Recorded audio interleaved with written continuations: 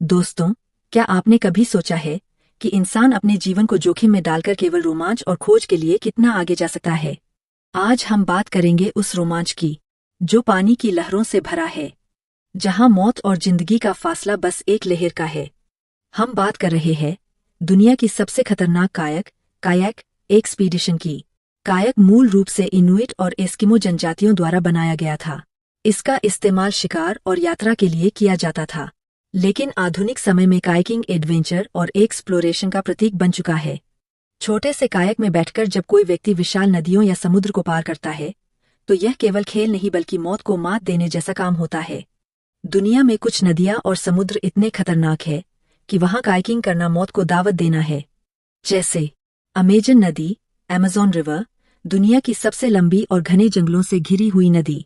यहाँ तेज धाराएं, मगरमच्छ, जहरीले सांप और मलेरिया जैसे खतरे हर पल मौजूद रहते हैं।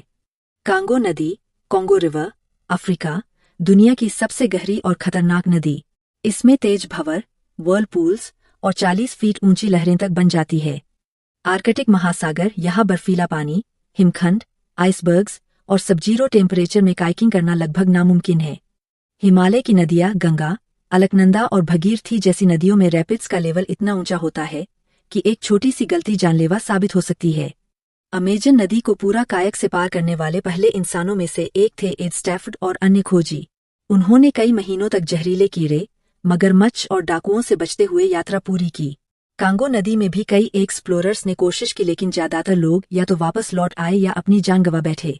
यहाँ 40 फीट तक ऊंची लहरें, तेज धाराएं और रहस्यमयी जंगल इसे डेथ रिवर का नाम देती है। एडवेंचर जगत के हिसाब से अब तक का सबसे खतरनाक अभियान माना जाता है।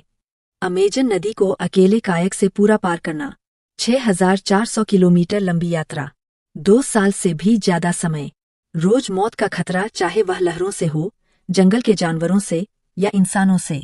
इस अभियान में कई लोग मारे भी गए और कुछ ही सफल हुए।